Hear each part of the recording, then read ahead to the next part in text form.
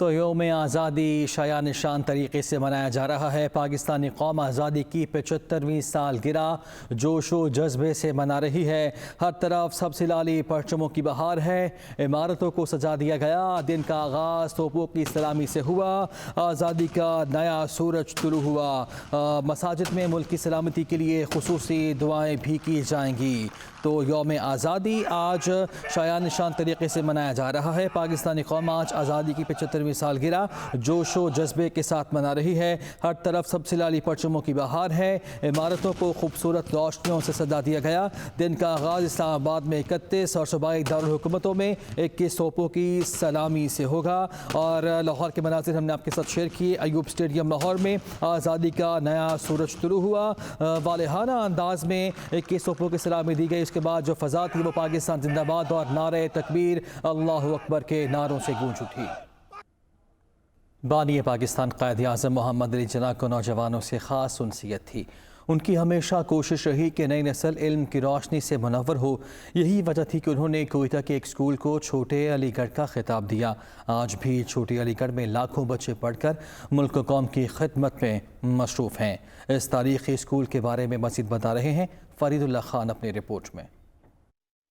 हर रियासत व कौम की तरक्की व खुशहाली में अच्छे और मेयारी तालीमी इदारों का बुनियादी किरदार रहा है। बलूचिस्तान की सूबाई दारुल हुकूमत कोयटा में एक तालीमी इदारा इस्लामिया हाई स्कूल के नाम से मौजूद है। इस स्कूल की बुनियाद तकसीम हिंद से कबल 1885 में रखी गई। कदीम दरसगाह को ये एजाज़ भी हासिल है कि क़ायद-ए-आज़म मोहम्मद अली जिन्ना ने काजी मोहम्मद ईसा के हमरा 1948 में इस दरसगाह का दौरा किया। बाबा कौम मोहम्मद अली जिन्ना ने इस इदारे को छोटे अलीगढ़ के नाम से मंसूब किया, जो इस इदारे में पढ़ने वाले तलबा के लिए एजाज़ है। उन्होंने ये खिताब किया था यहाँ पे कि जो हमारे इस्लामिया स्कूल के स्टूडेंट्स हैं वो फ्यूचर में आने वाले जो पाकिस्तान को अच्छा बना दे और उसके लिए कुछ काम कर सकें। स्कूल इंतज़ामिया कायद के दिए गए नाम से एक रिसाला की इशात भी जारी रखे हुए है। कायद-ए-आज़म की नायाब तस्वीर और यादें इदारे का कीमती असासा हैं। प्रिंसिपल और असातिज़ा इस बात पर फ़ख्र करते हैं कि वो इदारे को कायद-ए-आज़म के विजन के मुताबिक आगे बढ़ाते हुए तलबा को मुस्तकबिल के चैलेंजेस से निपटने के लिए तैयार कर रहे हैं। ये वो इदारा है जिसमें कायद-ए-आज़म मोहम्मद अली जिन्ना ने अपने हाथ से दरख्त यहाँ पे ऐलान में लगवाए हैं। उनके हाथ के लगे हुए दरख्त यहाँ पे मौजूद है। कायद-ए-आज़म मोहम्मद अली जिन्ना की तस्वीर यहाँ पे मौजूद है। विजिटर बुक्स पे उनकी जो साइन है या जो कमेंट्स है वो मौजूद है।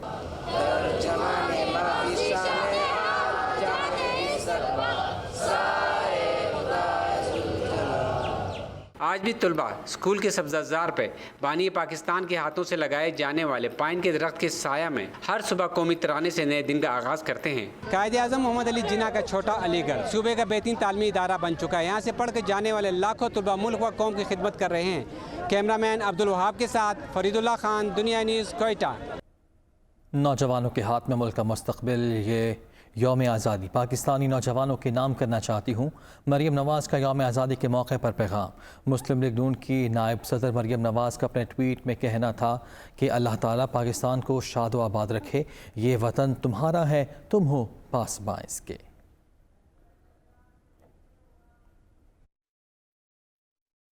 दुनिया न्यूज़ हमेशा आवाम के मयार पर पूरा उतरा। दुनिया न्यूज़ की HD स्क्रीन और एशिया की सबसे बड़ी वीडियो वॉल नई मंजिलों की जाने बढ़ता है एक और कदम। खबर का ये सफ़र अब जिद्दत के साथ। दिन हो या रात, नासाजगार माहौल हो या कठिन हो हालात, दुनिया न्यूज़ की काबिल रिपोर्टिंग टीम पहुँचाए नाजरीन तक हर खबर मुकम्मल सच के साथ। तो आगे बढ़ते हैं, खबरों का सिलसिला आगे बढ़ाते हैं। वज़ीर आज़म ने अपोजिशन को मिसाक़े मईशत की पेशकश कर दी है। कौम से खिताब में उन्होंने कहा कि वक्त का तकाजा है कि अब हम दुरुस्त सिमत में अपने सफ़र को जारी रखें। हमारा सामना बेरहम हक़ाइक़ से है जिनका मुकाबला पॉलिसीज़ के तसलसल से किया जा सकता है। आएँ 14 अगस्त के दिन हम एक कौम बन जाएँ। मैंने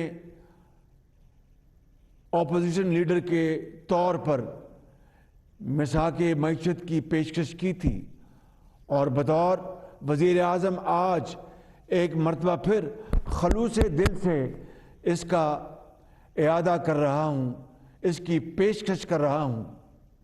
मेरे भाई और बहनों, वक्त का तकाजा है कि अब हम बहैसियत कौम दुरुस्त सिमत में अपने सफ़र को जारी रखें और कौमी मफाद को ज़ाती अना, ज़िद और हटदर्मी की भेंट न चढ़ने दें। हमारा सामना बेरहम हकायक से है, जिनका मुकाबला हम कौमी इत्तेफाक राय, पॉलिसियों के तसलसल, माशी और सियासी इस्तेहकाम से ही कर सकते हैं।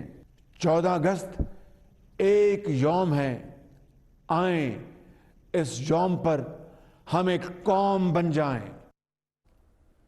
PTA चेयरमैन इमरान खान ने कहा है कि शहबाज गिल पर तशद्दुद किया गया, इंसाफ का मौका मिलना चाहिए। साजिशी कान खोल कर सुन लें, आप इस कौम को नहीं रोक सकते।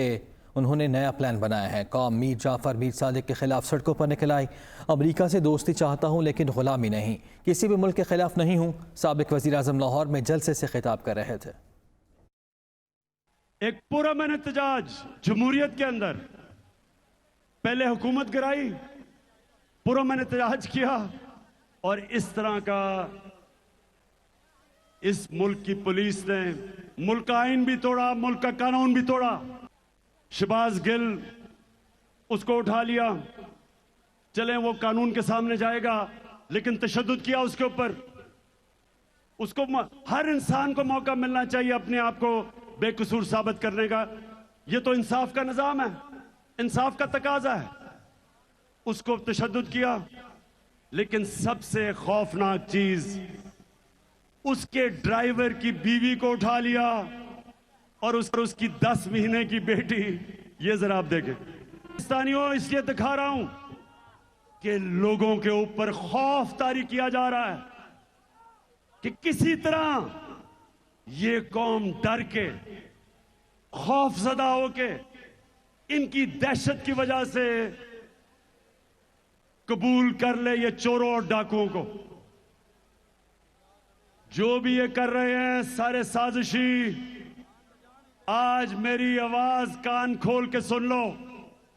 ये कौम जो मर्जी अब कर लो, तुम इस कौम को नहीं रोक सकते। पहले उन्होंने हमारी हुकूमत कराई, इनका ख्याल था कि लोग मिठाइयां बांटेंगे। कौम सड़कों पे आ गई, करोड़ों लोग पाकिस्तान की सड़कों पे निकले। सारों ने निकल के कहा कि ये जो तुमने साजिश की है और हमारे मुल्क के ऊपर इस मुल्क के बड़े बड़े डाकुओं को मुसल्लत किया है, कौम सड़कों पे निकलाई। इन्होंने फिर आपके सामने लोगों के ऊपर खौफ तारी करने की कोशिश की। 25 मई को इन्होंने औरतों को, आपने देखा, घरों में घुस घुस के डराया। 3 लोग शहीद हुए। इन्होंने समझा कि अब लोग डर के सहम गए, लेकिन जब पंजाब के बाय इलेक्शन आए, कौम सड़कों पर निकलाई। धांधली के बावजूद हमने इनको शिकस्त दी, फेंटा लगाया। जिस तरह वाहिद कप्तान था मैं, जो हिंदुस्तान में गया और हिंदुस्तान के अंपायरों के बावजूद हिंदुस्तान को फेंटा लगा के आया।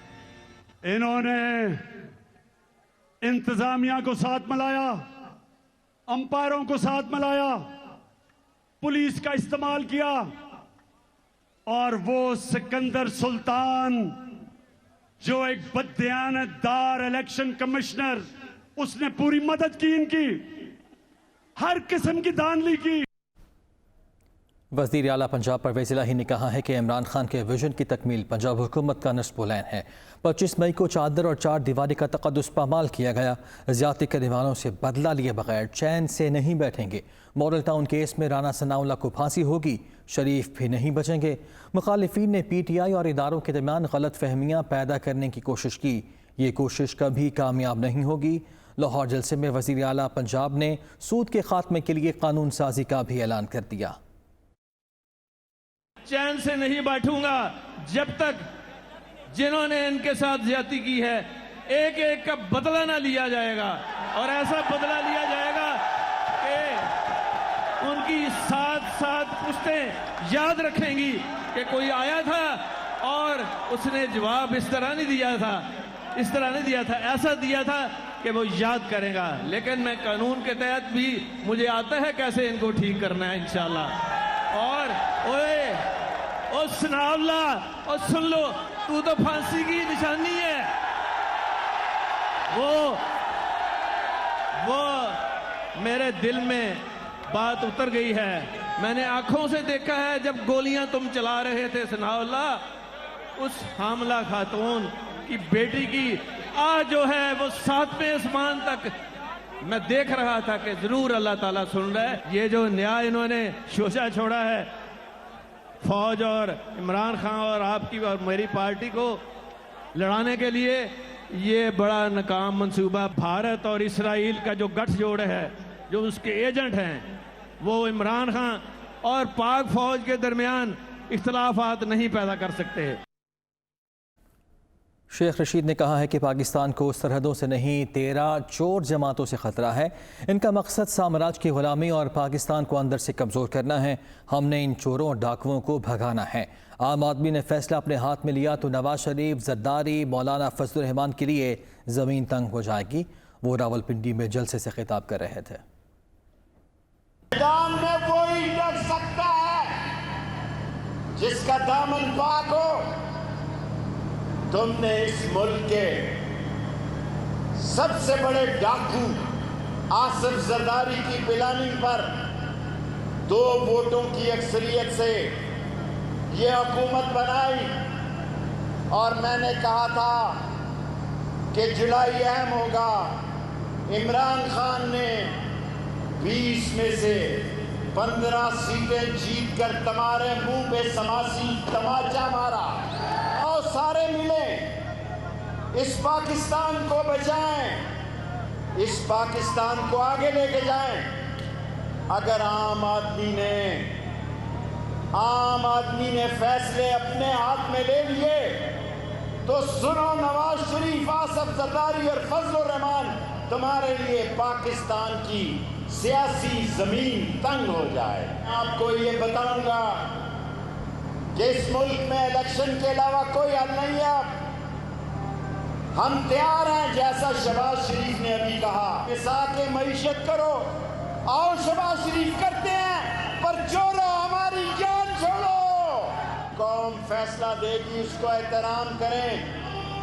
खरीदे हुए वोटों से हुकूमत करने की ना ताकत होती है, ना हिम्मत होती है।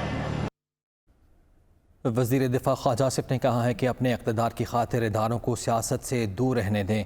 फ़ौज को घसीट कर सियासत में मत लाएं। सियासतदान अपने ज़ोर बाजू पर क़यादत करें। माशरे में निफाक पैदा किया गया, नई नस्ल को नाउमीदी का सबक पढ़ाया जा रहा है। वो पार्लियामेंट में डायमंड जुबली इजलास से खिताब कर रहे थे